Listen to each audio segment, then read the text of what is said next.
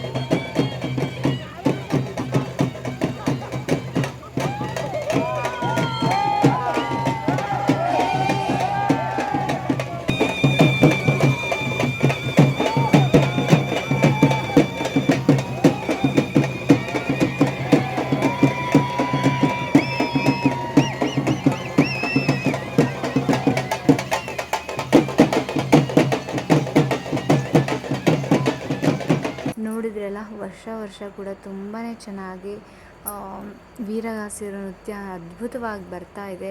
And ಈ ವರ್ಷವೇ ನಾನು ಮಿಸ್ ಮಾಡ್ಕೊಂಡಿದ್ದೆ. ಬಟ್ ಲಾಸ್ಟ್ ಇಯರು 9:40 10 o'clock ಆಗಿತ್ತು.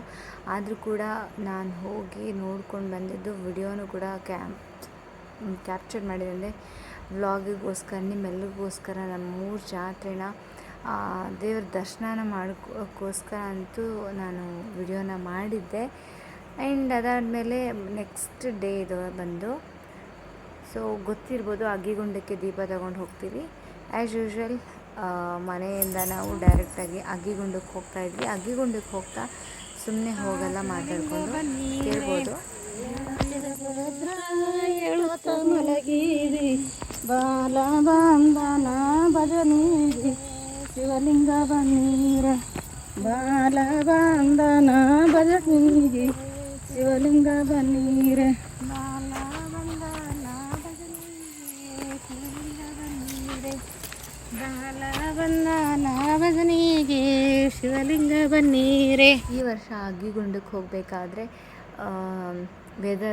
ವಾತಾವರಣ ತುಂಬ ಚೆನ್ನಾಗಿತ್ತು, ತಂಪಾಗಿತ್ತು. ಗಾಳಿ ಧೂಳಿ ಅಂಥದ್ದು, ಮಳೆ, ಗುಡುಗು ಸಿಡಿಲು ಯಾವುದೇ ಥರ ಏನೂ ಇರಲಿಲ್ಲ. ತುಂಬ ಚೆನ್ನಾಗಿ ಅಗ್ಗಿಗುಂಡಕ್ಕೆ ಹೋಗಿ ಬಂದ್ವಿ. ದೀಪ ಹಚ್ಚಿ ದೀಪ ತೊಗೊಂಡು ಬಂದ್ವಿ. ಆ್ಯಂಡ್ ಇಲ್ಲಿ as usual family, relatives, friends ಎಲ್ಲರೂ ಸಿಕ್ಕರು. ಅಲ್ಲಿಂದನೇ ನಾನು ವ್ಲಾಗ್ನ ನೋಡಿ ನಾನು ಚೆನ್ನಾಗಿ ಬರಬೇಕಂತ ನೋಡ್ಬೋದು. ಇಲ್ಲಿ ನಮ್ಮ ಅಕ್ಕ ಹೇಳ್ತಾಯಿದ್ರು. ಸೊ ಎಲ್ಲರೂ ಕೂಡ ಈ ಒಂದು ಜಾತ್ರೆಯಲ್ಲಿ ಭೇಟಿ ಆಗ್ತೀವಿ, ಅದು ಒಂಥರ ತುಂಬ ಖುಷಿ ಆಗುತ್ತೆ.